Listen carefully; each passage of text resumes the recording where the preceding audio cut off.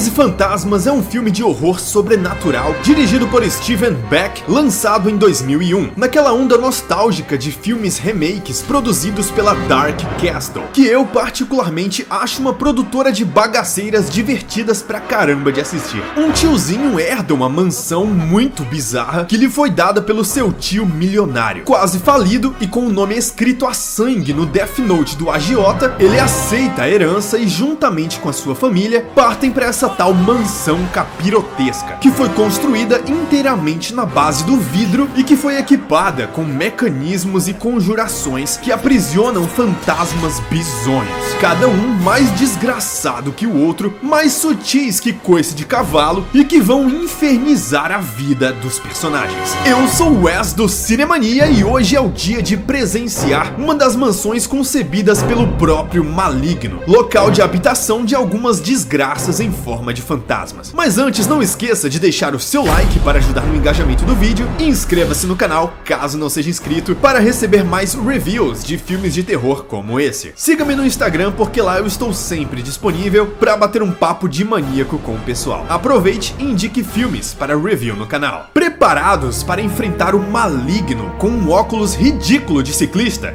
Se inteira. 13 Fantasmas.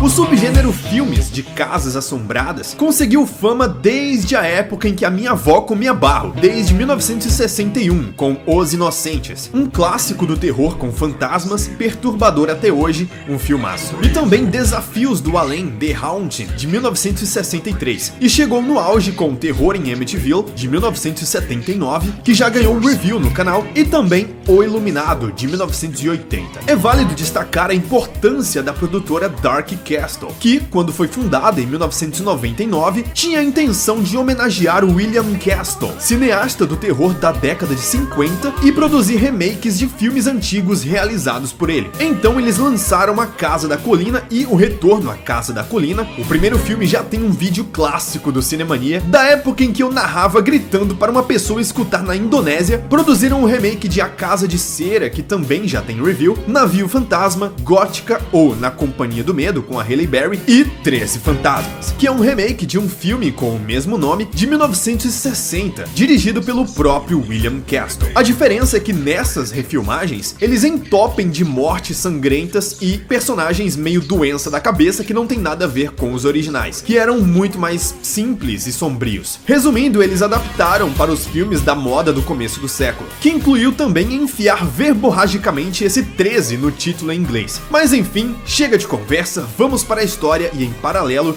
eu vou contando mais. O filme começa mostrando um ferro velho, aparentemente abandonado, porque do nada chega uma equipe que aparenta ser uma corporação genérica, cheia dos equipamentos da hora, alto-falante da feira da fruta, medidores de sei lá o que e outras paradas. Não demora muito para descer de um carro um homem chamado Cyrus Criticals, o famoso calvo, e junto a ele o melhor personagem do filme, chamado Dennis Refkin, interpretado por Matthew Lillard, o Stu de Pânico e o Salsicha Noiado, que sumiu do cinema por um bom tempo, né? Eu acho ele um ótimo ator, bastante overreact, inegavelmente, mas eu acho ele muito bom. O personagem é um vidente perturbado que acompanhava como um cachorrinho esse tal Cyrus para capturar fantasmas. Nessa noite, eles estavam prestes a capturar o 12º. O Dennis descobre, tocando no chão, que houveram 9 pessoas mortas nesse território, mas não somente. Houveram mais 40 vítimas depois da morte do assassino, ou seja, ele virou um ghost. E inseridos nesse pandemônio estava Kalina e seu parceiro, que era da Sociedade Protetora dos Fantasmas. A Kalina quer libertá-los enquanto o Cyrus quer capturar os 13. Sim, supostamente existiam 13 fantasmas, mas o 13º ainda era desconhecido. 13º? Pra mim acaba hoje, Cyrus! Eles localizam o fantasma dessa área e o atraem para uma cabine peculiar, usando sangue e uma invocação nos alto-falantes. Só pode estar de brincadeira. Daí o fantasma barra demônio barra lutador de jiu-jitsu aparece e começa a presentear todos os convidados da festa com um tapinha na bunda, uma passagem só de ida para conhecer as cachoeiras do submundo, sendo esmagados e triturados entre os carros com uma técnica brutal. Tal qual colocar uma paçoca paçoca no bolso de trás da calça, o fantasma literalmente esfarela os Chaparral. Uma cena maravilhosa, eu achei pelo menos. Esse prelúdio do filme é realmente muito divertido. Depois dessa mistureba de leite com manga, adivinha quem morreu no processo? O Cyrus, esse doidinho que ninguém se importa também, e o Calvo, o que te pega no contrapé, porque você não espera esse personagem supostamente importante virar pretérito imperfeito tão cedo assim. Em seguida, somos apresentados ao núcleo familiar principal da história. Arthur Criticals, esse cara, que é um pai de família e tinha uma esposa perfeita e filhos perfeitos no passado, família de margarina, mas os créditos do filme são espertos em contar a tragédia deles de maneira eficaz. O que aconteceu foi que, certa noite, um incêndio tomou a casa, e na tentativa de salvar seus filhos, a esposa de Arthur morreu fatidicamente. A mamãe ainda tá em casa! Pai, a gente não pode deixar ela aqui! E um tempo depois, a família dele conseguiu tocar a vida, porém com algumas dificuldades. Arthur se tornou um lascado endividado e ainda tem que cuidar do filho Bob, que enche o saco, com a irmã Kate, e ainda tem a Maggie, uma chegada da família que ajuda nas tarefas domésticas também. Resumindo, a qualquer momento aparece alguém para expulsar eles de casa, de novo. E adivinha? Sr. Criticals? O Galalau que aparece na porta, na verdade se chama Ben Moss, e ele é o representante das propriedades daquele Cyrus Criticals. O grande lance é que o Arthur é o sobrinho do Cyrus, que deixou uma mensagem gravada, e editadinha também, diga-se de passagem, declarando como testamento que agora a casa era de Arthur e a família dele, seus únicos herdeiros. E ele diz que a casa era o fruto do seu trabalho e o bichão entrega a chave pros caras. Então os coitados vão pra lá mortos de iludidos com a nova vida que ganharam, mas mal sabiam eles. O primeiro péssimo sinal é que está lá, plantado na entrada, o Dennis, disfarçado de maluco da companhia elétrica, que precisava dar uma olhada nos disjuntores. Mentira, claro, era só pra entrar na casa. Todo mundo entra como se fosse a casa da Maria Joaquina, e assim, de cara já dá pra perceber que não é bem uma mansão. Tá mais pra uma escultura dadaísta. Não dá pra entender a logística desse lugar, é tudo meio bagunçado. Fora que as paredes são feitas de vidro e nelas há uns escritos em latim meio bizarros. Eu não sei a que ponto alguém pode ser ingênuo o suficiente pra acreditar que é possível morar um ser vivo nessa casa. Um lugar cheio dos Bereguejons. Não que eles pretendessem, porque a ideia era vender tudo mesmo, pagar as contas e ficarem ricos. Beleza, de boa. O problema é o Dennis. Quando ele desce ao porão, o cara é surpreendido com visões de vários espíritos bizonhos por lá, tentando atacá-lo, claro, e ele foge.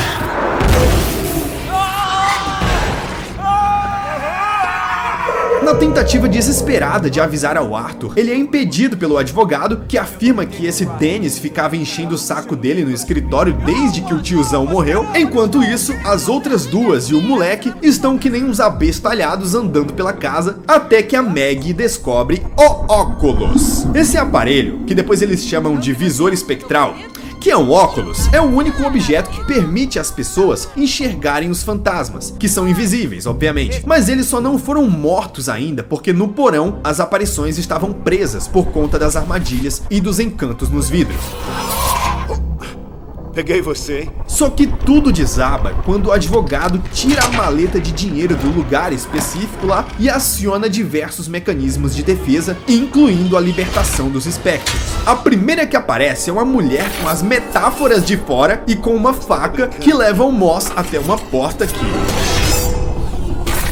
é isso que eu chamo de dividir as partes de um boi. Essa mansão acaba se revelando uma máquina gigantesca que era completamente dominada pelo Capirotex. E quando o Bob, o pivetinho, acaba se perdendo, o pai de família prefere deixar o oco nessa casa do que permitir que seu filho seja levado para o submundo. O roteiro é muito hábil em enfiar na nossa goela uma penca de clichês e facilitações. Exemplo, é sério que a babá paga para cuidar da criança perdeu a criança? E outra, eu preciso comentar mesmo a existência desse óculos ridículo. É sério, filme? Um óculos de ciclista que tem um LED dentro? Acontece que os óculos são até úteis de certa maneira para que a ideia do filme funcione, visto que a câmera mostra às vezes somente o que os personagens estão enxergando, mas às vezes não, quando a câmera revela sob a lente dos óculos o que se passa na outra dimensão.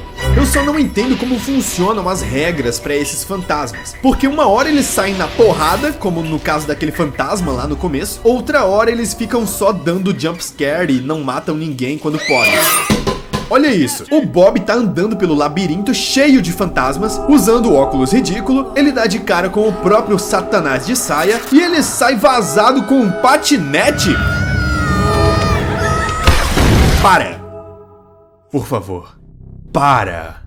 Eu entendo que talvez cada um dos fantasmas tenha formas de agir diferentes, mas a direção bagunça demais a narrativa visual de forma que fica tudo meio jogado. E são muitos fantasmas que o filme com certeza não dá conta de explorar, deixando a maioria em pano de fundo, se apoiando no visual deles, que pra mim remeteu diretamente aos cenobitas de Hellraiser, sem o couro preto de sadomasoquista, claro. Realmente, o visu dos fantasmas são muito interessantes, a maquiagem e os efeitos parcialmente práticos são muito bem feitos, e é um bom aspecto do filme. Talvez a montagem é que seja datada, com aqueles cortes rápidos, meio episódio do Supernatural, tentando dar uma dinâmica diferenciada para cenas de horror que não funcionam tão bem.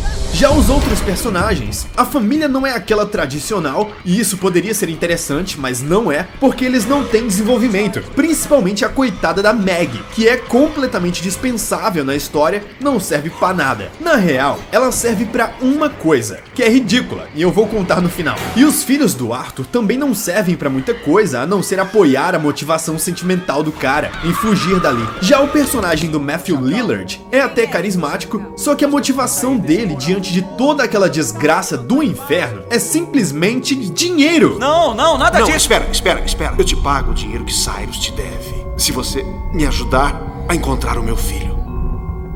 Cara, tu é corno? Porque parece! Um ponto que merece ser destacado é o viés cômico do filme, que pode agradar alguns e desagradar outros. Sendo mais claro, o filme tem muitas piadas, algumas funcionam, outras não. Mas geralmente é o Matthew Lillard sendo overreact e a babá reclamando da vida como uma personagem estereotipada, mas muito estereotipada. Fica quieta! Fica quieto você que tá provocando E ele. na procura pelo moleque no porão, os fantasmas mais grotescos começam a aparecer e a atacar com mais violência. Principalmente o Chacal, que é supostamente o mais sanguinário. É quando surge de volta a Kalina, que trata os fantasmas como se fossem bichinhos de estimação, vítimas do Cyrus. Faça-me o favor, né, filme? Na verdade, tudo se concentra nos desejos obscuros do Cyrus. Isso é revelado quando a Kalina mostra um livro chamado Arcano, que foi escrito por um astrólogo chamado Basileus enquanto estava possuído. Esse livro descreve a construção de uma máquina que pode revelar o futuro, e essa máquina, a Ocularis Infernum, precisa ser alimentada com as almas dos mortos. Pra quê? Desejo genérico e idiota por poder. Mas assim, esse conceito é muito legal, e o grande lance do filme é pegar a ideia do zodíaco e articular com os espíritos. Os 12 espíritos que estão no filme representam uma parte do zodíaco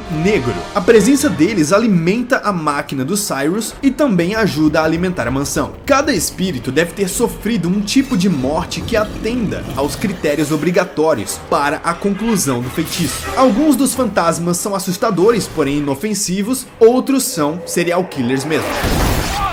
Cyrus, com a ajuda do Dennis, encontrou cada um desses espíritos específicos para completar o ritual. O primeiro é o filho primogênito do signo de Áries, que é um moleque burro que atirou uma flecha na própria cabeça brincando de índio e cowboy. Saudável. O segundo é um tronco de touro, que é um corpo com a cabeça arrancada pela máfia porque devia dinheiro pro agiota. Meus parabéns. O terceiro é a mulher amarrada de gêmeos, que meteu um par de chifre no namorado e foi de arrasta para baixo. O quinto é o príncipe dilacerado de de Leão, que se envolveu em um acidente automobilístico por ser burro, orgulhoso e muito bonito, segundo ele mesmo. O sexto é a princesa psicopata de Virgem, que meteu a faca nos próprios pulsos por ser bonita demais. O sétimo é a peregrina de Libra, que morreu por conta da caça às bruxas, tal qual a Dona Clotilde. Pra mim, é só uma véia. O oitavo e o nono são a Mãe Cruel e o Filho Grande, Sagitário e Escorpião, que foram escravizados e assassinados. O décimo é o Destruidor de Capricórnio, que tentou vingar sua família de assassinato, mas foi pregado em um tronco de árvore, torturado e morto por justiça. O 11º é justamente o Chacal de Aquário, que matava pessoas tal qual um animal e morreu coringando no manicômio. O 12º é o Exterminador de Peixes, do signo de Peixes, um psicopata de mais de 2 metros de altura que foi morto a tiros pela polícia do Rio de Janeiro. Finalmente, o quarto fantasma que eu pulei, você deve ter percebido, é revelado no filme como a esposa de Arthur, ou a amante recatada de Câncer. Uma mulher que passou a noite de Natal com seu marido e seus 2 filhos, quando uma fagulha escapa da lareira e inicia um incêndio na casa toda. A mulher é morta queimada e o seu espírito permanece angustiado na casa de sua antiga família. A única maneira de Cyrus fazer a máquina funcionar é se todos os espíritos do Zodíaco Negro fossem reunidos. Para isso, ele precisava dos 13 fantasmas para atingir seu objetivo. Logo, o plano inicial do cara era forçar seu sobrinho, Arthur, a se sacrificar e se tornar o famigerado 13º fantasma, o Coração Partido. Olha só que poético. Esse fantasma seria criado por uma pessoa que se sacrificaria em um ato de amor verdadeiro. Só que a Kalina engana todo mundo ao dizer que o 13º fantasma seria a chave para destruir a máquina, justamente porque ela curte um velho rico. Isso mesmo! O Cyrus nunca esteve morto e bolou tudo isso junto a Kalina, que é a própria FGTS. É por isso que o Cyrus deixa ela morrer esmagada, porque queria o poder só para ele. Então, quando a Kate e o Bob estão presos no meio desse círculo maluco no meio da casa, Arthur vai entrar num conflito direto com seu tio. Desgraçado! Qualquer coisa pela grandeza! E quando ele quase cai no papo do Cyrus, a Maggie começa a bagunçar a programação dos mecanismos. É sério! Não é possível que essa tenha sido a solução! Então os fantasmas dilaceram o Cyrus nos anéis giratórios e a cabeça dele voa na tela. E aí, pra completar, o fantasma camarada do Dennis dá as caras e mete um discurso motivacional pro Arthur, incentivando-o a pular no meio dos mecanismos e proteger os filhos. A casa desaba em cima dos 4 personagens que sobraram e que, por um milagre, não morreram. E isso tudo acaba libertando todos os fantasmas. Eu amo vocês. Eu tô cansada dessa vida de papai, esgotou! Isso não tava na ficha de trabalho! Eu fui! 13 Fantasmas agradou pouquíssima gente em sua época de lançamento e foi um fracasso. E isso é compreensível hoje em dia, visto que a trama realmente não é lá essas coisas, principalmente no final, que apela para as resoluções mais pobres possíveis. A única coisa que salva, na verdade, é todo o conceito do Zodíaco Negro, junto com o visual dos fantasmas e talvez o gore do filme. Essas mortes explícitas hoje são datadas, mas era uma delícia ver sendo jogados na tela os corpos feitos de um CGI embrionário. O elenco não era ruim, muito pelo contrário, muitos deles fizeram filmes de sucesso depois, mais voltados pra comédia mesmo. A Shannon Elizabeth, por exemplo, fez Todo Mundo em Pânico e American Pie. Mas o fato é que nessa nova década, o 13 Fantasmas meio que virou um cult movie brega dos anos 2000 e muita gente passou a conhecê-lo nos serviços de streaming por aí afora. E tem uma porrada de filmes nessa mesma vibe que, é claro, chegarão em breve no Cinemania. E como vocês sabem, maníacos, eu sou um grande apaixonado por filmes de terror, horror, suspense e derivados da primeira década dos anos 2000. Então eu curto demais trazê-los para o review no Cinemania, por desejo pessoal mesmo. E espero que vocês gostem também, principalmente de me ver pistola com cada atrocidade. E se você gostou desse vídeo e quer mais, não esqueça de deixar o seu like para ajudar no engajamento do vídeo, compartilhar o review e, claro, o seu seu comentário. Lembrando que eu estou sempre no Instagram /threads agora, né, falando com o pessoal. E se você tem interesse em se tornar membro do Cinemania e ter seu nome creditado aqui embaixo, além de receber os vídeos antes de eles serem postados publicamente, o link para se tornar membro está na descrição. É barato, é baratinho, beleza? E você ajuda o Cinemania a continuar de pé. Gostaria de agradecer imensamente aos membros que ajudam a potencializar o canal. Então é isso, eu vou ficando por aqui. Um grande abraço e até a próxima.